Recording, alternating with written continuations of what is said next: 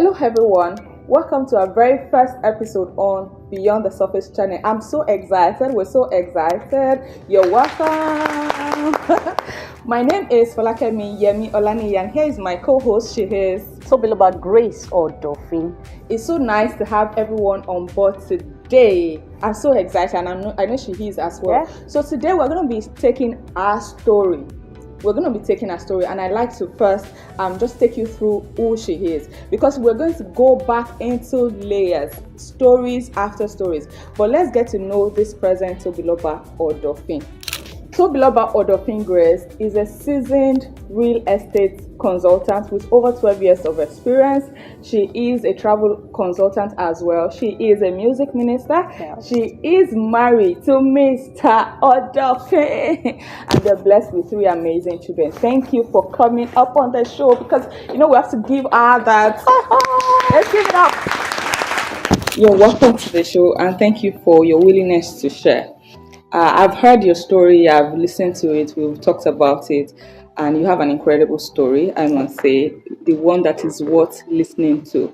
So I want you to take us back to your journey. How were you born? What were your values? Just take us back to the story from the beginning. Wow. From the very beginning. Okay, growing up for me was fantastic. I had it all started well and beautiful.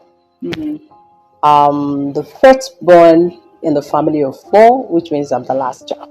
Oh, wow. Yeah, the baby of the house. Yes, and I have 3 siblings, 2 little girls, 1 male, 2 female, 1 male. So I have 2 sisters and 1 brother. So growing up, our parents and the house was always full. We have aunties and uncles and all of that. And my dad was doing very well. My mom was working. She had a business and also was working Nigerian Customs Service. And yes, so but as a child, I discovered that. Okay, as a child, about 6 years old, I guess, as young as at that age, I could pick and sense that some things were wrong. And at different times, I'll see some conflicts between mom and dad. And fast forward, there was a time I just discovered that there was a lot of, there was this fight that was so intense that my mom had to leave. It wasn't because she wanted to leave, it was because she was asked to. Your dad asked her to go? Yes, because of, they had this back-to-back kind of fight. Okay. And with what I got to know, even the church had tried to settle the fight. But marriage, there are so many things that are deep that you as a child will not know. Maybe when we now grow up, start hearing things and start relating it now that we're married and all of that. Yes, start joining things together. So you start having understanding. So, and as at that time, my dad was doing fine. As at that time, I remember he had about, that I know of, he had two buses, was using them for logistics. They had a particular market where he parked, and they would carry goods from a particular location to another. I think he had one he gave to someone, and the business was really fine. Was really doing good. And it's all logistics business back then wasn't. It was a lot. Yes, even now. Yes. So for me, I see him as somebody that was really doing fine, but somehow. I noticed that he wasn't taking good care of the home front as he should. And then somehow the whole business started going down, according to him. One of the vehicles were not available, then he had one left, which he was working with. And when you are not taking the responsibility you should take as a man, God has a way of calling your attention. That's the way I see it. But I don't know, somehow there was a particular time, and he came back home and we heard he say, you are the one that is doing me. Like like your mom is the cause of it. The cause of the challenge, and then it was a very huge scenario that he has to say, you have to leave my house. You have to leave my house. You are a witch. You are the one that is not allowing me to have progress and all of that. And she had to step back because it was really, really violent. Yes, it became violent. So when you say violence, do you mean beating or? Yes, there was physical violence. Wow. Like, yes, that we saw. And she had to go. And in the midst of that, as a young girl, I think I was in primary 3. I was attending a very nice school. And somehow, I went to my cousin's place to pay them a visit. I think it was an holiday. And now, children, I just like, my cousins, I've not been seeing cousins in a while. So I just felt, I like this way. Let me just stay. Then I go back home. Not knowing what has been happening. So, and my dad was like, let her go now. That was even before she was asked to go. Let her go and because give us school fees. You will not. Food we need to buy. Once he drops few things, he's off. That's all. And you cannot have money and not take care of your family. Family. What I know about family is family comes first. Of course. Doesn't matter what you make outside. You should take care of your family first before whatever it is you're trying to do. So we had that issue as a child. I saw that you have to call mommy to come and help you to talk to daddy before he pays your school fees. All those kind of thing. And then mommy will come after talking in our own way, whatever comes out. So you're 4 of you, whatever he is able to drop. And funny enough, at different times we've seen money in his drawer. We don't know how to steal. We have to leave it. We'll still come back and say, come and give us school fees. And as a child, I will stay there, I'll cry. But this particular time, like I was saying, that I never knew that things were happening. This leave my house thing was really intense. So I had to go to my cousin's place and say, let me go and do school in there. I never knew I've entered I don't want to use the word lions then, because that was like when my own problem started. Okay. So I left. And when I got there, they took me to their school. The very first thing that got me disturbed as a child was the school was not in any standard near where I was coming from. I was coming from a 2-story building school where it's well furnished, everything is ready and all that. But when I got here, I discovered that they had structures that were not completed, yet they were using it as a public school. It wasn't a public school, it was a private school. Private. It was a private school, but private schools that are just kind of better than public school in a way, because the school just, I don't know, I guess the school just started and maybe they were the first set or second set of. So that trauma started. I was like, what's going on here? The very first thing that came to my mind is, how do I go back to my other school? Even my mom was like, well, don't worry, I will pay, because my dad wasn't responding as far as school fees, and it was a private school. Unlike others that attended public. This was a private school. I had the school bus come to pick me when I'm going. The baby of the house. So I was enjoying that. I had my lunch, and I also have a pocket money and all of that. So that life I was used to. I never knew that I was going to like the other side of. I was going to see the other side of life. So when I go there, and the very first thing in my head is how I want to escape and come back home. To enjoy my school. There was no way you could call your mom or your dad. There was no phone. That time there was no phone. I was barely 6. There was no phone, nothing. And of course when my dad comes around, even if I tell him, he doesn't see anything in it. I was there. Is it not school? Are there not children that are going there? He didn't understand that aspect of what the environment was going to do to me. So to the course, and that was how we were, and a day came. I was called into a family meeting. My mom was there, my uncles were there, and one pastor, because my uncle back then had He was walking, but at the front of his house, he was one who built the house. The front of the house was a church.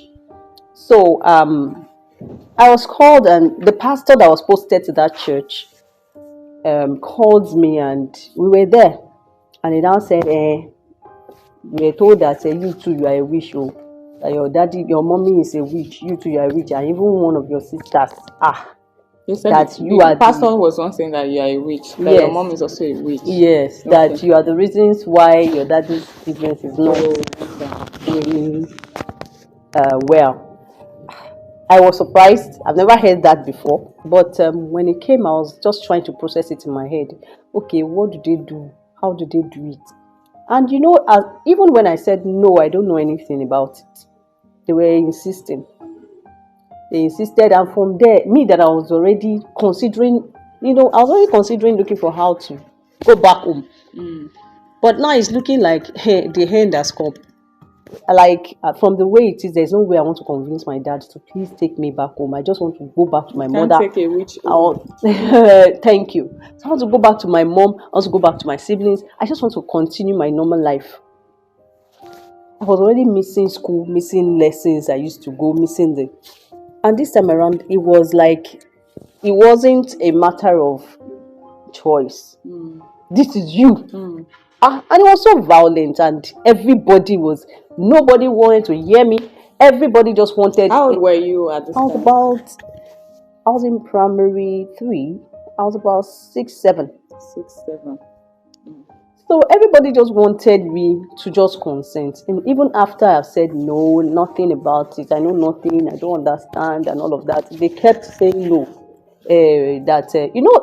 Some pastors are funny. They'll start bringing up visions and started putting words in your mouth. That there was a particular meeting you people had. They will cook up stories and tell you, so you just have to consent. There was a particular meeting you people had. You said you're going to kill this person. Is it not true? You now be playing in your imagination. In my head, I was like, is it true? When it looked as if I was going to die as a child, because all I wanted was a way of escape. Can I just escape from here? I consented. I said, yes, it's true. I said, okay. Hey, there was a particular thing that they said. They were the one bringing up the ideas, ideas that they saw. So once they came, all I wanted was a way of escape. They'll say, yes, it's true. I'll just say yes. So there's something they said you people buried somewhere. Oh yeah, you have to go and tell us where it is. I don't know. You don't know. Somebody is coming to give a vision, and then you're asking an innocent girl about the vision, and you're wondering, and you want her to just consent, and this girl just wants to escape. And the very first thing is, tell us what it is. I just said, okay. It's one corner like this. In honesty, I know nothing. All I just wanted is for them to I think I can relate to what that position you were. I can understand 100. I can understand where you just feel like maybe when you give that consent, everybody will just let me be. So that I can just go back to my mom and be fine. Because I already saw my dad as somebody who has come. It's like this man has come here to kill me. It's like I have come to the end of the world. If only I can just have one family member that will just come and carry me away from all this. There was none. I was there for a whole farm. And that was about 3 to 4 months. I was there, and the funny part, all in the name of trying to take out the so-called witch spirit, I was not asked to fast. Okay. I was asked to fast for like 7 days, dry fast. Without food? No food, no water. For a 7-year-old girl? For a 7-year-old girl. So the very first day I started, I fasted for the first time in my life. Me, fast. Like, it's not like we don't fast, but as a child, 12 years old, you break your fast. My mom will buy fruits and all of that. We are good. But this particular one, a whole day, no food. Second day, no food. The third day, no food. God help me, my grandma was around. She, for all the things she kept saying, they weren't listening to her. And at a point, because she doesn't want to lose a grandchild, She took me to her room. I was always sleeping in her. I could only sleep in her room because Mama is a prayer woman. I could only sleep in her. Then she now took me and said, "Come." There was I remember there was one other lady, girl, who happened to be my cousin's cousin, and she was also said to have. The man also saw that she's a witch. That one had already lost her father like few years before, and they said she's the one that killed the father. Yes, they orchestrated the accident that killed the father. I never knew I was in that place. I got to know the girl, and then that they said she orchestrated how her father was killed. And so my grandma now took me and said, "Come, this other girl, she's if she says she's in it, you see, you don't mind them." She bought bread. She gave me bread and water. See, after the third day of not taking water, not taking food, because there's this mind of, look, I just feel like they just decided to punish you, because how will a 7-year-old not eat for 3 days? It's a lot. So how were you able to, what was the next thing? What happened? What did they do? How did you leave that place? Okay, after so much torture, I'll use the word torture, because I was taken from one prayer place to another. This Isoji, they said they're doing one. There's one Baba somewhere. Say you should go and confess there. When I got there, they now said the man will say, "All the witches in this place, come out." Every witch will not start running. Nollywood film. In honesty, I sat down. It was the person they said they should take us to the prayer. I said, "Oh yeah, go now, go now." People did not hear. What will I go and say? They say, "Go and tell them everything that you have." So I went. Oh wow. I collected my food. Are you serious? Yes, I went there. I collected the mic. Because she was on the one that said, "Go out, go out, go out." Because I had no choice. As a child, somebody said, "Go out." She's the one that brought you there. She can decide to leave you there. You will not see anybody. Can be lost. Exactly. As a child, I just said, "Okay." I went there, and I remember the pastor was like, "Okay, did anybody tell you to come out?" What do you expect me to do? I understand. I had to say, "Okay, tell us your name." I told them my name. So what happened? All the vision that the pastor saw were what I brought to them. I started saying, "It's okay."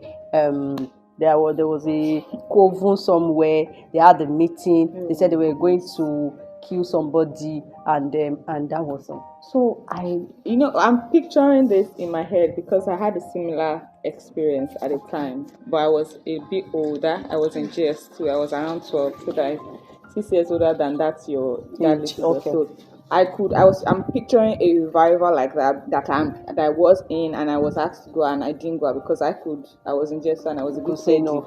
But so seeing you. That's what's playing in my head, and you stepped out to do that. There was a stage, was a high stage, those revival crusade. Those crusade that they have a very high platform and every other person is sitting. And I climbed there, collected the mic, said whatever I've heard from home, and that's why I think when you see some people say some things, don't on the stage, don't always take it like that, especially when they are young. There are so many kids that have fallen victim of this same thing. They know nothing. A lot of them just see maybe from TV, hear this person, hear that person. You don't even know what is going on in their mind. Yeah. They are fighting for so many things at the same time. You can imagine that kind of trauma that brought to me. I went out, and after saying all the vision, all the same thing that they repeated to me at home and said there was this, and I came down. I went back to my seat and we left. But do you know that left me a major, should I say a major scar? Because that memory didn't leave me. It won't. In my mind, from home, I was battling with how to just go back to my mom. It was like like the whole world is just crumbling from one step of problem to another. The very first thing I wanted to do was to go back to my former school, continue my education the way it was. And now this one is coming up, and I have to. The fact that I now went up, in my mind, I was like, I saw video. I saw, those video camera. Yeah. So there was a camera, and it was that time of VHS. Hey, Jesus. So this thing is going to be kept for the rest of my life. Like, this is going to haunt me for the rest of my life. And I was thinking, okay, what happens if these people takes it to the TV? As a child. I understand. So as I was growing in my head, it didn't leave me that. So I'm going to be labeled. So that labeling and the whole world seeing it was a huge problem in my heart. I had to keep to myself, try as much as possible to withdraw from other people. So it affected how you related with people? Yeah, of course, definitely. What is it that you don't have friends, you don't trust people? What was it for you? There was nobody. I needed help. I wanted someone to at least sympathize with me, to reassure me of my future, or that okay, there's something good ahead, just So, be calm, relax. At this time of your story, because I was going to say, if you ask me, I used to think that firstborns, because I'm the firstborn, so I used to feel like firstborns have to go through the major challenge in life. But hearing your story as the last one, I see that it's not about the bond or the position. It is not. Yes, it's not. So, what was your mom's position on this? Was she fighting to take you away, or what was her state? She was okay. She was practically running for her life. True. Yes, because it has gotten to a point where I'll kill you, I'll kill you, I'll kill you. So if you don't live my life, I'm going to, but she was looking out for my siblings because others were still there in that house. So my dad was shuttling between our house and my cousin's house, and it was a distance, as a long distance. So she was in a hiding place, which of course I don't even know. A time came that she came around. She wanted to come and pick me. She came with her sister, and then when they came, I don't even know what to do again. I had to just run somewhere. After a while, because they didn't allow her pick me. But after a while, they discovered that we're just keeping this girl. We're just making her suffer for nothing. Because after beating me, telling the story of you were involved in this one, and I consented. After consenting to all that they said, nothing changed. Do you understand? Because when you say somebody is after you, somebody is the reason why you are not this, that. After capturing your captivity as such, there should be a change. Something should happen, but nothing happened. So somehow, in fact, the one that got me teary as a child, that made me feel so, that made me feel that pain so much, was when the pastor came and saw a vision. They always call, sit down. Say, hey, he said that. He's always said that you buried something, that you buried something in a particular corner of the house. And I said, I don't know. He said, it's a lie, After it looks as if I was going to die, I said, okay, yes, let me take you there. Yeah. Then they dug. And my dad was beating me. Oh, Jesus. I will never forget. Because it was practically, it was this hose inside the car. There's this hose inside the car, that one thick black hose, like that was what it was using to beat me. And I could remember that picture of the clothes I was wearing, the spot where I was asked to. I could remember very well the way it was beating me, and it was painful. It wasn't the pain of wasn't just the pain of the hose, but it was the pain of how could you? who happened to be my own dad, beats me like this. Like, this is just too much for a child of my age, and you're beating me. You didn't even care. In my mind, what if anything happens to me? What if I die? Do you understand? So what's your relationship with your dad now? Then, now, he's late. Oh wow! Died last year. Wow. So we had, of course, we reconciled, forgave him, but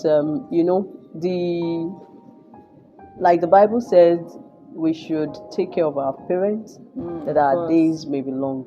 He can't rule out the fact that he is my father. So I had to forgive him. Thank God for grace.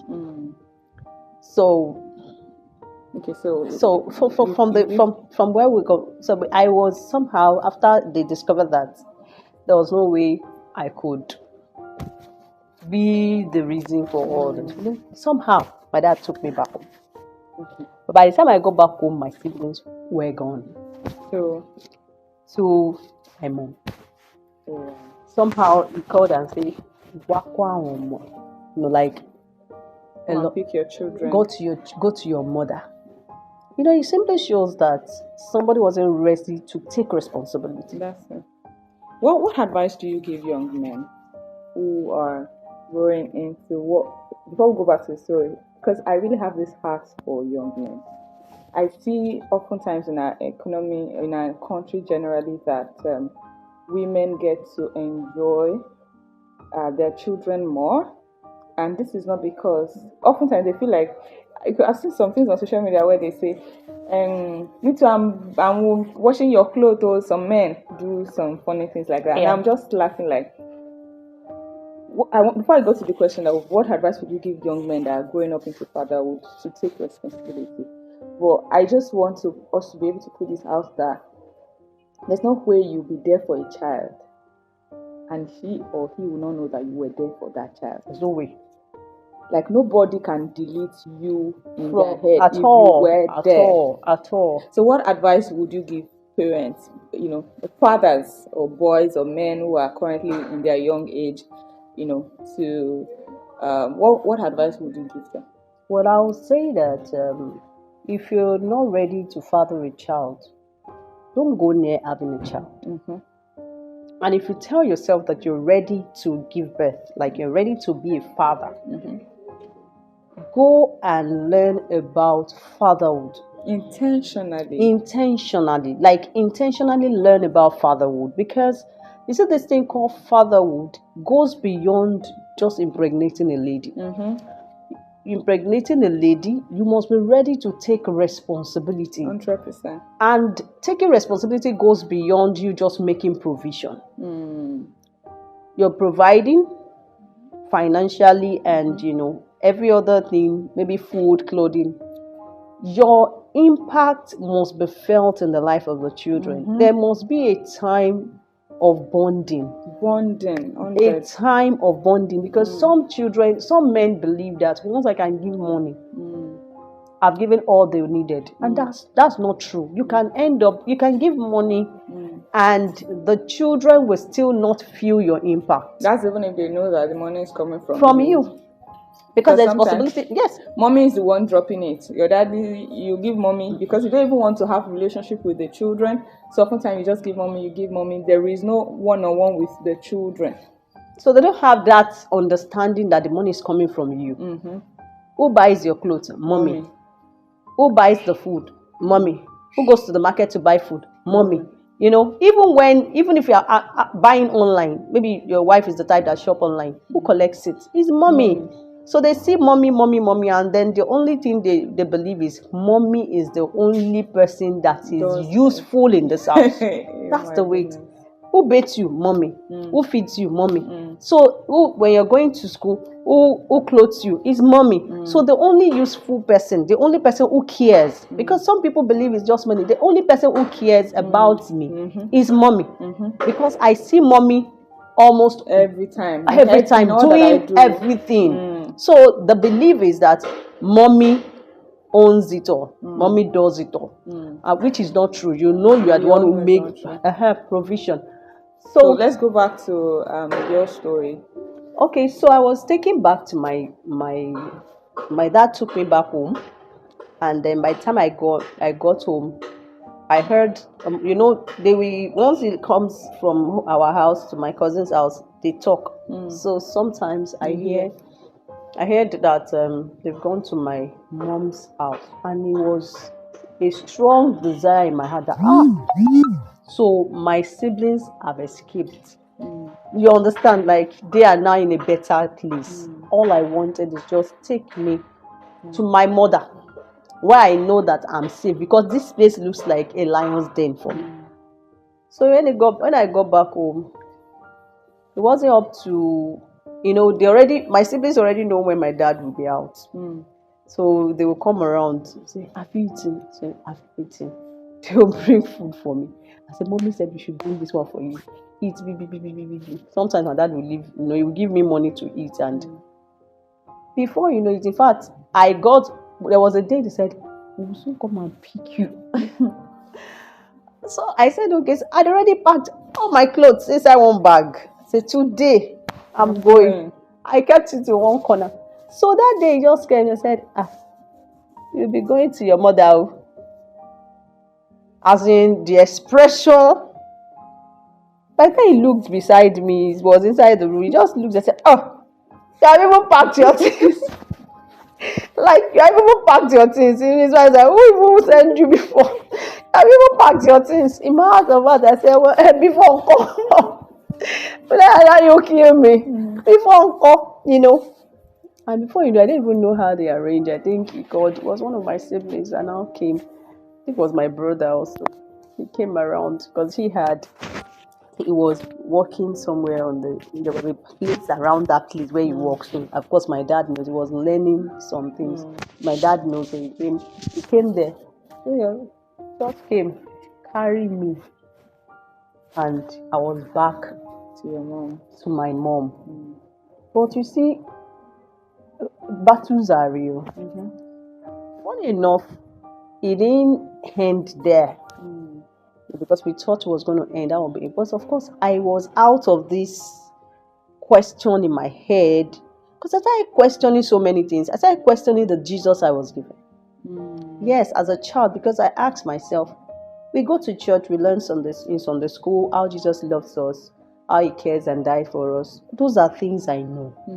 So when this started happening, I started questioning the Jesus my father believed. I started questioning. Was your dad a believer? He was a believer.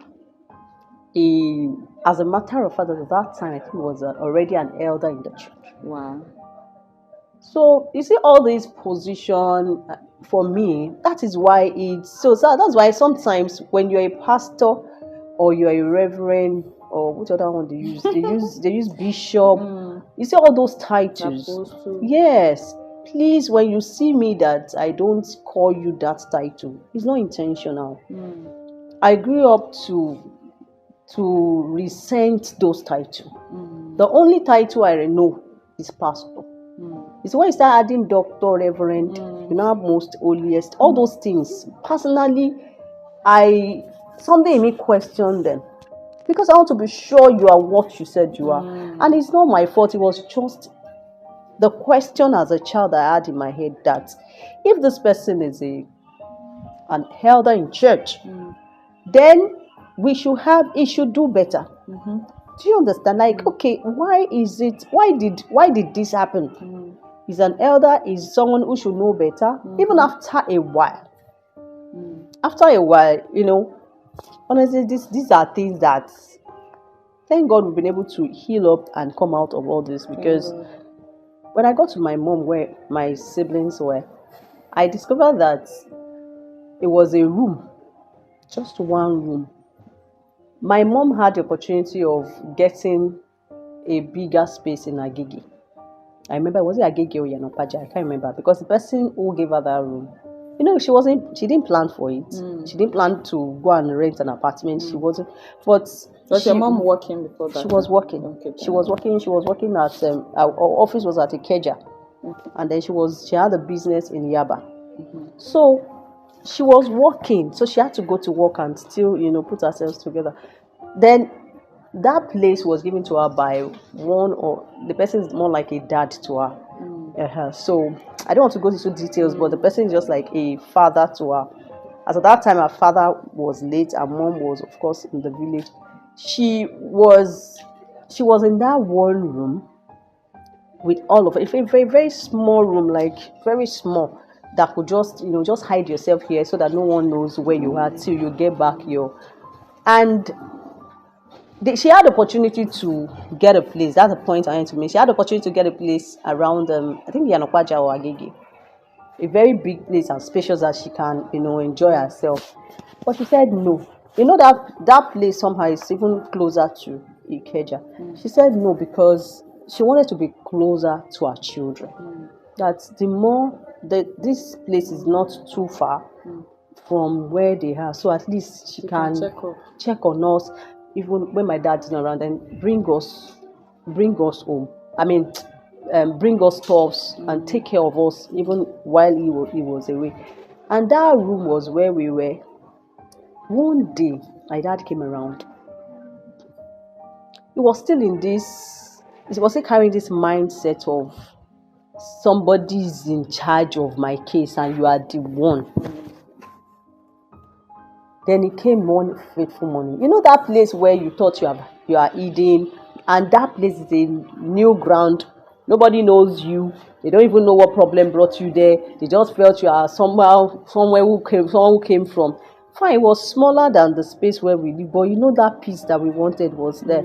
And then my mom being in a safe hand, he came very early on a fateful day. I just said, bah, bah, bah, bah, bah, bah, bah, bah. Only God knew who gave him our address, because he didn't know where we were. I believe somebody somewhere must have revealed to him that, I know where this thing. He just came. Bang, bang, bang, bang, bang, bang, bang. Open the door. From where to where?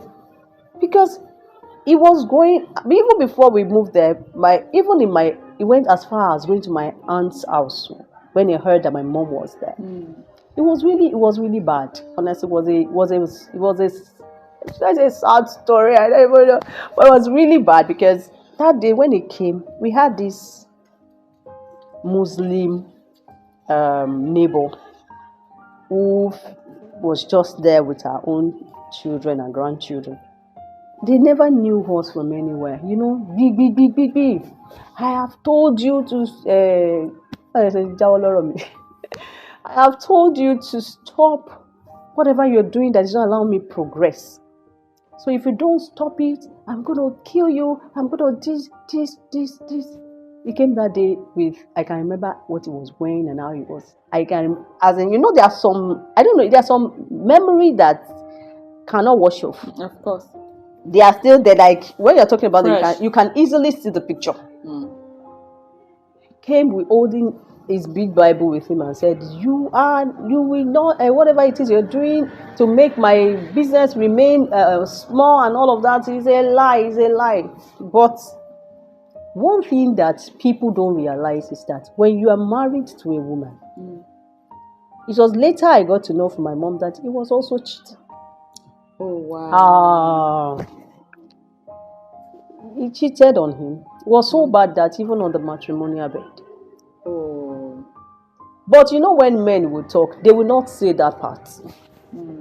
There is no way you will break the hedge and the enemy will not come in. So for me, I believe it was because he wasn't doing what he was supposed to do, and so the enemy took advantage. If he had been able to realize his wrong and come back and apologize and do as he's expected to do as a father, honestly, would have been so great. And another thing I discovered is that sometimes the kind of friends we keep affects our lives. Of course. I discovered that he doesn't really have good friends per se.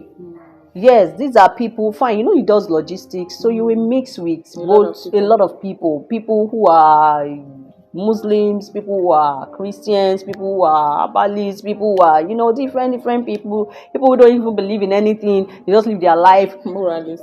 So some are not even moral. You mix with different people, but no matter what, even in the business world, that's the way it is. Because you meet people, you don't even know what they believe.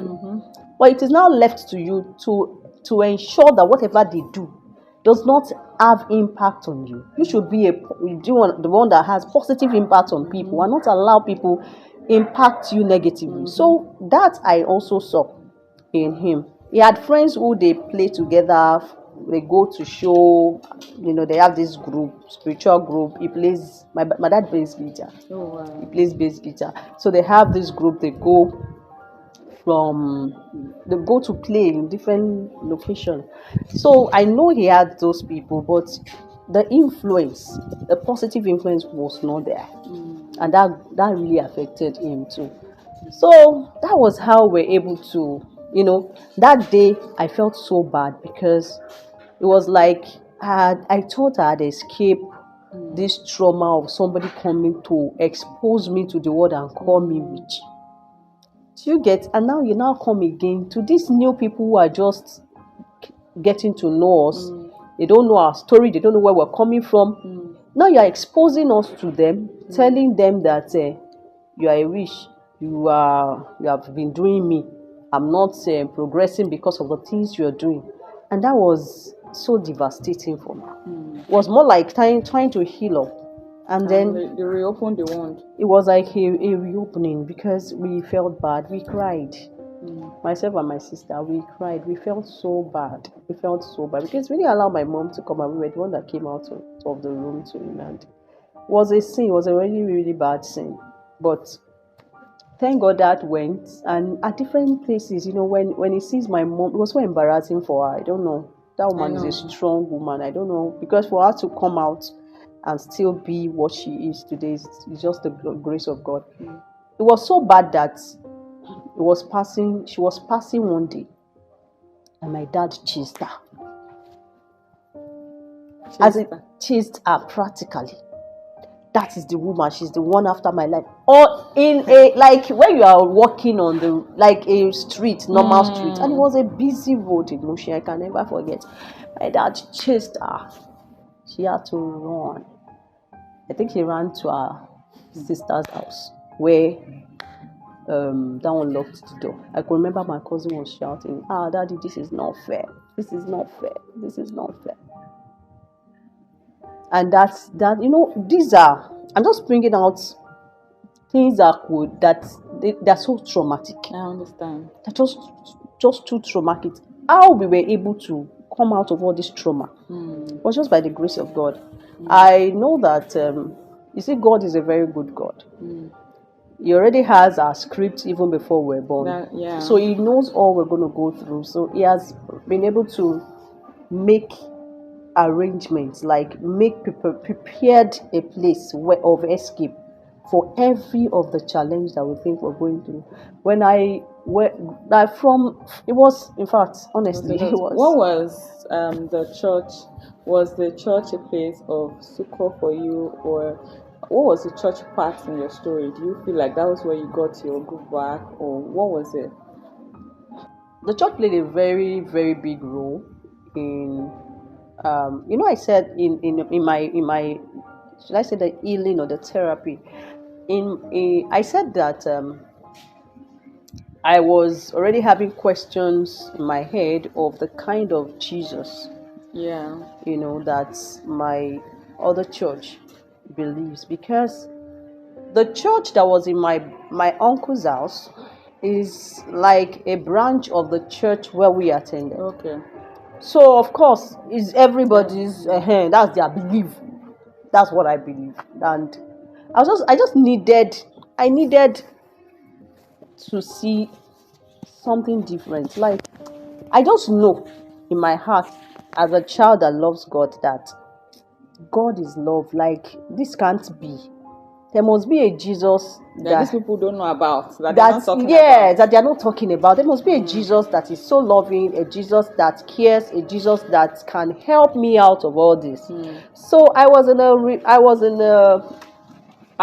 a search for that Jesus. Actually, I remembered we used to have a church. My mom usually attend. People invite her for, when you invite you for a program, you attend. So there's a particular church that somebody invited her, and then she went. She enjoyed their service, and after a while she started going for their prayer meeting, like a prayer group organizing weekly programs, and she would just join just to pray. And I love the church, because when you get there, they have this, the Western package kind of, compared to where we're coming from. They have the children church. For me, was a blessing. For prayer group coming to organize a program, we have the children church opened, and the kind of toys we never had, the kind of teaching we never had, they brought it down. We had music, they'll teach us song, and sometimes when they have church video. So that children church was functional. Like the teacher would be there. I remember some of the songs he taught us then. I still have some of them in my head. So it will teach us songs. I love that church. This is a church. So I was in a lookout for that. I think that gave me the mind that there is a better way to serve God. I think there's a mix up somewhere. So I was in a quest for where exactly is God? How exactly? What exactly does He expect us to do? Is it this way or that way? So I was in a quest. That question was always in my mind. So when we left, we started going to a branch of that church that was closer to us, and the healing process started for us. It was a word-based church, and they also pray. So that started helping us. And after a while, my mom was, should I use the word, afflicted with a illness. It was really bad that started taking her from one hospital to another. It was obvious it was a spiritual attack, because at some point she was bleeding, thick blood, blood clot. Was really, she wasn't pregnant, she never had issue with menstruation. This just came. Oh Jesus, that picture, when the picture flashed back. So we tried. I could remember there was a time I couldn't go to school. She had an appointment with the doctor, and I needed to be. When a woman is losing blood, she needs. Yes. So I had to follow her to the hospital. There was a particular day I'll never forget. We're in Bagada, and we're going to. There's this hospital in Bagada, popular hospital in Bagada. When we got to very close to the hospital, she couldn't continue the journey. She was soaked, and she just needed help. Yes, she just needed help. God so good. We had for the former church we left, one of the church members was around. She was one that gave her AGM. I will never forget, so that she could pack herself. So that illness wasn't going. She had, some terrible issues that were really, really disturbing to us and disturbing to her. Because when you're taking care of someone who is ill, you are also ill at the same time. So we're in search. We're praying. We're in search for solution. Then God directed us to a church where it was like that was, when God said, this is the solution to your problem. Like a solution arena. That here is where your problem will be solved. She came. A word of knowledge came. And we started attending programs. We go on Tuesday morning, and then evening we go on Thursday. We're still attending that other church. We're still coming. And after we just knew that, this is it. When you're in search for something and you got there, you just know that this is the place. So we became committed. She joined we call them follow up, then people who go after new converts and newcomers. So she was there, and it was there that a word of knowledge came specifically for her, and that was how the problem ceased. That's why I said it is spiritual, because my mom, I've never seen her sneeze or cough, like cough as bad as, and sometimes cough could be simple that you could just, she was that healthy. Yes, she was that healthy. So this one, the word of knowledge came and she was healed. They just said this is where she just told herself, once if God can take care of this, she will just stay. And then they used to call her a mother of a 7-pillar church, like the 7-pillar church that the Bible talked about, because she honors people's invitation and then she goes there. But this time around, she said, no more. This is it. So we stayed there, and that was where God started healing me from inside out. It was that church. I joined the choir as a young girl. In fact, I started from teenage church. Now you're a teenager? Yes, I joined the church as a teenager. The teenage church. In fact, I remember my siblings used to abuse me and say, see, because of the biscuits you are going. Because then too, they also had this, well-organized church. The pastor too, so exposed, and that's the pastor I've ever seen in my life that cares so much about you. He's so much caring. He's particular about your progress. He wants to know how are you faring, where are you, and all of that. Just monitoring your progress. It was like my mom joined the church and sold us out to, when somebody cast your seed, she just threw us out and said, whoa, this is it. So we were there. Started growing. Although my 2 other siblings are already established in the church around Surulere, so they were established there, but here I'm the baby of the house, and so as at that time I was already in secondary school as a teenager, trying, growing up, trying to understand purpose, you can imagine what I had gone through in that primary school, trying to finish primary school and then entering into secondary school. And all this trauma were on my head. Who am I? That very first question. I know I'm a good girl. I know I've not done anything of such that they said I've done. But there's this question of trying to understand my purpose. I found purpose in this church, and the church helped me so much that, it's a prophetic church. Not like the other one that they will see vision. And one thing I noticed is that, you see, that man that was seeing vision, one thing he did for me was to block. I want to say, in the spirit realm, I'll block your view. You won't see any vision about me. No. You cannot. You are not permitted to see. No. You are not. It doesn't matter how great and mighty you are as a prophet. You are not permitted to see vision about me. It was that bad. So it was in this church that I started opening up again to prophecy, because I see that it's actually a beautiful ministry. It is. It's just that it's that some people have taken, because it's like God telling you what to come. It's beautiful. It's beautiful. It's very beautiful. It's beautiful. It's so helpful, because this church now has helped. God has used this church I said we joined has helped it to navigate our journey. Honestly, because you're praying, even you as a person, because I could remember a book by the pastor. He said, "Hear to hear with God." When you are being trained how to hear from God, so it's a prophetic church, right? You are being, in fact, the way it works is that prophecy works like pure water.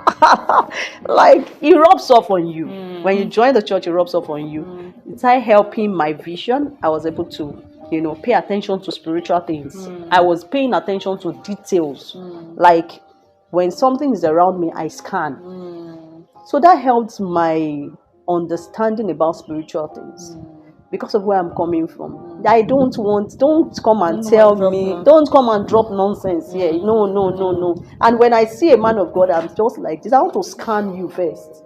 So I think that is, for me, that is a plus, because it helps me to grow that aspect of me to because even the Bible says we should test all spirits. Of course. So that gave me the understanding of what the Bible is saying, that when a man of God is coming, a very innocent man of God, very innocent, that has come to preach the word of God. Once he climbs the pulpit, Toby is there scanning him. Because I have seen a lot. I have seen a lot. There's a level you also get to with understanding God. Like, it's like your husband. When you were dating, when you were courting, it's from now that you're married. Yeah. So the level of intimacy, of understanding of this person is different. Totally different. It's just the same with God, that when you relate very well with God, to a point, by the time somebody is just speaking, you just know that this definitely cannot be my God at all. You just know that it's not even a. It's not a fasting and prayer. Doesn't look like. You just know. Mm-hmm. So, just for us to round off all that we've been hearing today, how did your story, how did it affect your choice of marriage? Were you scared of marriage, or would you have criteria of things you want in a man? How did this affect your marriage? It's actually affected my marriage because, you see, I had fears. I had fears of not wanting anything that looks like my dad. I'd never wanted a man that has any iota of say attitude or trait. Yes. So I had that fear. So whenever anything like marriage comes up, my mind goes to. But another thing that helped me in this area was my mom, as far back as a child, started praying for us about marriage. When my mom is beating us, she prays over us. And I, as a child, the very point of prayer that I know that she does not miss is marriage. So she will say, you will not mismarry. She prays it in Yoruba. She will say, "O ní gbé egun eléegun, o ní gbégi eléra, o ní ṣọkọ fẹ́." Like, you will not marry a wrong man. You will not marry the man that is not your husband. You will not mismarry. So, as a child, when somebody says that, you need to understand Yoruba to catch the depth of that. Of that word. So, when somebody says, when a word has been repeated to your ears plenty times, that's the way it conditions your mind. That's to tell you that my mom knew that my children would be married, and they must marry right. And God answered our prayer. Praise God. Yes, God answered our prayer. And that gave me that mindset that, okay, for marriage, you'll be married. So for me, it wasn't like I wasn't going to be married. I knew I was going to be married. But you see this thing called marriage, I want to know. Like, I cannot make a mistake. Of course, she told us some mistakes she made, how, our choices, the reasons for choosing what she chose and all of that. So I said, this one, in this particular area, I had to get it right. So that helped me. So when I was going to choose my partner, I was really, really, really, really on the lookout for traits. Yes. No, I was on the lookout for traits. I know that for me, it's not about the spirituality, but the spirituality must be there. So being spiritual is not just the only yardstick. So I need to look at other areas that are very, very key. Like what? Okay, I looked at number one. What's your vision? Do you have a vision? Because it's not enough to say you are spiritual. Of course, I wanted a Christian. There was somebody that told me that my vision is their vision. Like they are my sponsor. So what happens if you don't get to be me? We're still dating. What happens if it's not me? So you become a sponsor to someone else. What's your own? So you have to be able to know what your What vision exactly? Yes. So is. I Yeah. wanted somebody with vision. I wanted somebody that we can work together because I see myself as someone who wants to achieve a lot in life. So I wanted somebody that we can work things together, not someone who just wakes up one day and start dictating this is the way everybody goes. This. So I was on the lookout for vision. I was on the lookout for a friend of God. Because I know that if you love God, I've grown to that understanding that if a man loves God, it is easy for God to talk to him. Yeah. If you say you love God and you are a child of God, it's easy for you to understand. You will know the voice of he who you call your friend or your father. So I was looking out for a child of God, someone with vision, not necessarily having everything. But of course, I know that you must have a good job. At least you should be able to take care of me, yeah, of course. So, not necessarily having everything, but somebody that we could work together and build the future together. So, I was on the lookout. At some point, I remember when we were dating, I told my husband, I said, I'm afraid. He said, no, what are you afraid of? And I told him, I said, see, I've seen my mom's marriage failed. And that made me to start looking out for patterns.